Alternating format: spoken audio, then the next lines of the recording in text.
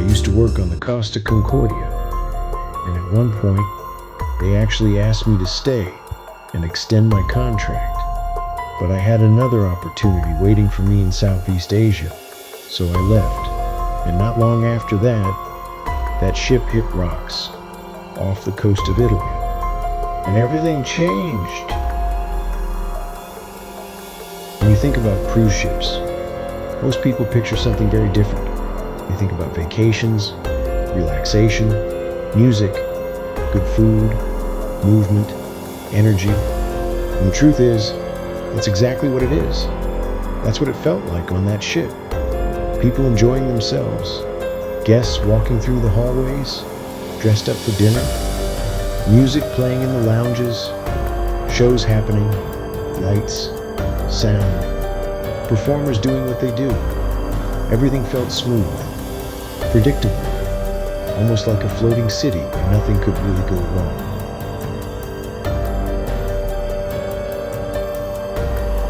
And I remember those spaces. I walked those same hallways. I performed on that ship. I saw people smiling, enjoying their time, living in that moment. And when you're in that environment, you don't think about anything going wrong. You just don't. It feels controlled. It feels safe. It feels like everything is exactly the way it's supposed to be. And that's why what happened later is so hard for people to fully understand, because nothing about that environment feels like it could suddenly change. But the truth is, when you're out at sea, you're in a completely different world. There's no road.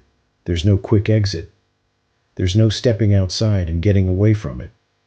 You're out there, together, with everyone else on board. And everything depends on systems, timing, and people.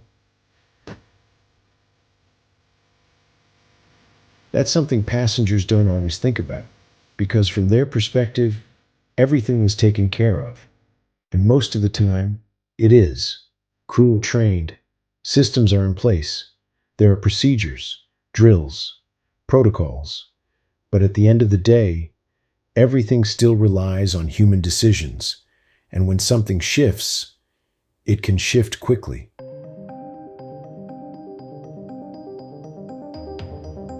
I wasn't there the night it happened, but I was close enough to that world to understand it.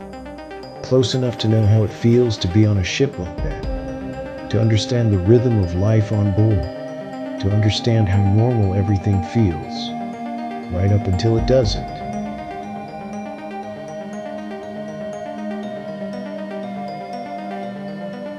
And I've thought about that, about how I was asked to stay longer, about how I had another contract waiting, about how I made a decision, like we all do in life, based on what was in front of me at the time.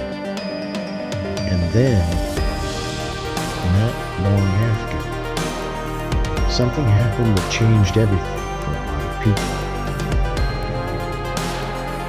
And it reminds you of something important, that life doesn't always give you a break, that moments can shift, that what feels completely stable can become uncertain. And when you're out at sea, that reality feels even more real.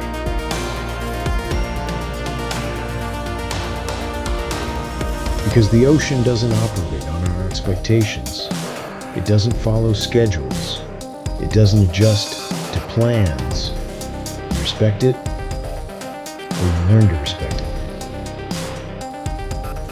And I say all of this with respect, because people were affected, because it was a very serious moment in cruise history, and because I was part of that world, even if it was before that night. Most cruises are safe. Most experiences at sea are incredible, beautiful, memorable, something people carry with them for the rest of their lives. And that's important to say.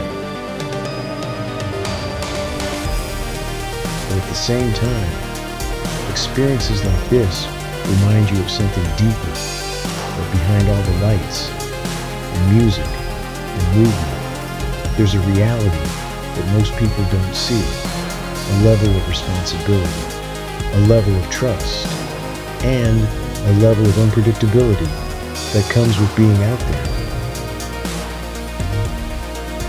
When I think back on that ship, I don't think about the headlines. I think about the people, the moments, the energy, the life that was happening on board. And maybe that's the real perspective, not just what happened, but what existed before it. Because that's what makes it real. And if there's anything I would say to someone watching this, it's enjoy the experience. Appreciate the moments, but always understand where you are. Because when you're out at sea, you don't control it. You respect it, and that respect makes all the difference.